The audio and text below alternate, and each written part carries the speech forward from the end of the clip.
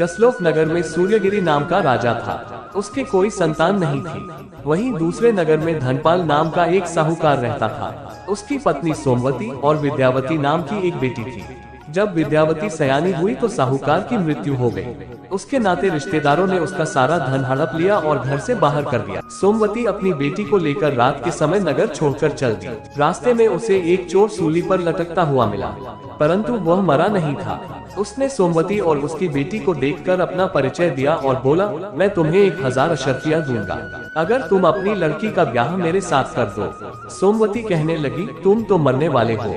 चोर बोला, मेरे कोई पुत्र नहीं है और निपुते की परलोक में सदगति नहीं होती। अगर मेरा किसी से भी एक पुत्र पैदा हो जाएगा तो मुझे भी सदगति मिल जाएगी। सोमवती ने लोभवश उस चोर की बात मान ली और विद्यावती का ब्याह उसके साथ कर दिया। चोर बोला, इस बड़ के पेड़ के नीचे अशर्फियाँ गड़ी है, वह तुम ले लेना और मेरे मरने पर मेरा क्रियाकर्म करके तुम अपनी बेटी के साथ अपने नगर में चली जाना। इतना कहते ही चोर की मृत्यु हो गई।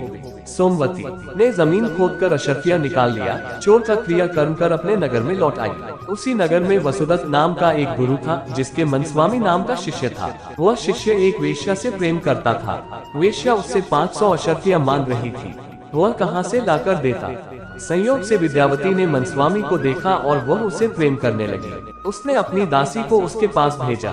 मनस्वामी ने कहा कि यदि मुझे 500 अशर्फियाँ मिल जाए तो मैं एक रात विद्यावती के साथ रह सकता हूँ। इस बात पर सोमवती राजी हो गई। उसने मनस्वामी को 500 अशर्फियाँ दे दी।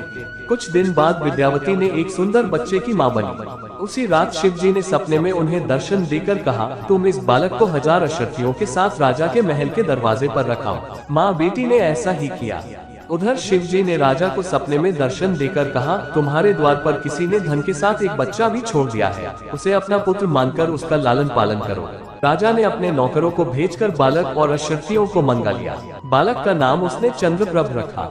जब चंद्रप्रभ बड़ा हुआ तो उसे गद्दी सौंपकर राजा काशी चला गया और कुछ दिन बाद मर गया। पिता के ऋण से उऋण होने के लिए चंद्रप्रभ तीर्थ करने निकला। जब वह घूमते हुए गयाकूब पहुंचा और पिंडदान किया तो उसमें से 3 हाथ एक साथ निकले। चंद्रप्रभ चकित होकर ये बात ब्राह्मणों से पूछा कि किसको पिंड दूं।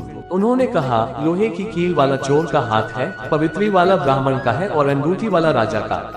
अब आप तय करो कि आपको किसको पिंड देना है। इतना कहकर बेताल बोला, राजन तुम बताओ कि उसे किसको पिंड देना चाहिए।